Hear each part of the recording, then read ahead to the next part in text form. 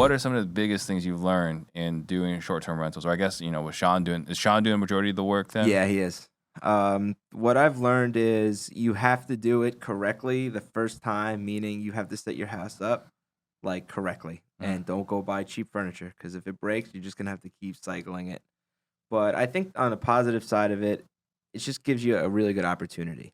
So Yeah. I really branched myself out. Like I have these properties and I've gotten so many opportunities from just having rental properties. Mhm. It's insane. Like what? Like just like coming and talking about it or having professional athletes stay in it. Yeah.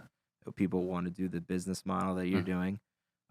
It's a more unique type of real estate investing. Mhm. So Well, you and I were talking offline, right? Because you were remarking I got a speed bag, oh yeah, in my I love the office. speed bay. right? Yep. And so we're kind of talking about boxing and then MMA, and you got your clients that are Mhm. MMA fighters. Yeah. So talk to me about how having rentals has opened a door to working with MMA fighters. So I have a few of my friends. My good friend Eli Quinta, he's a real estate investor and agent too in Long Island, New York, and he's a fighter. Mhm. And he was really the first fighter to advocate for real estate to start showing people these fighters that hey, getting punched in the head isn't all that fun. Like you need other income too.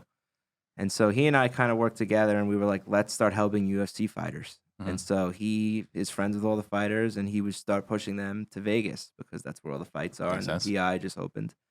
And so I've been able to help these fighters get them in a house. Like my friend Aljamain, he's the champ right now.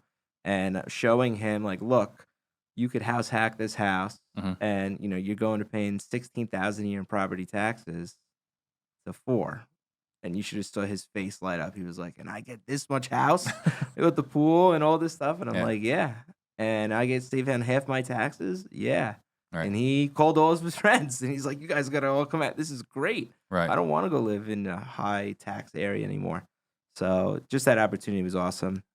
Was he living in New York? Yeah. Okay, so that's why it was 16,000. Yeah. So it wasn't like a particular strategy; it just moved freaking states. Well, it's just that's why I moved. Like Yeah. I saw my taxes on my house are 1,600 a year. My friends pay 40,000 a year in property taxes in Long Island, New York.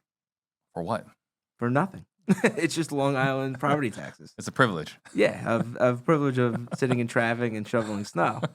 So my thing is, I kind of showed people like, look, you don't have to stay in this rat race and pay those crazy taxes, those New York things that they have over there. You could go move somewhere else and live a lot better. Your money goes further. Yeah. And so people started to follow, and they loved it.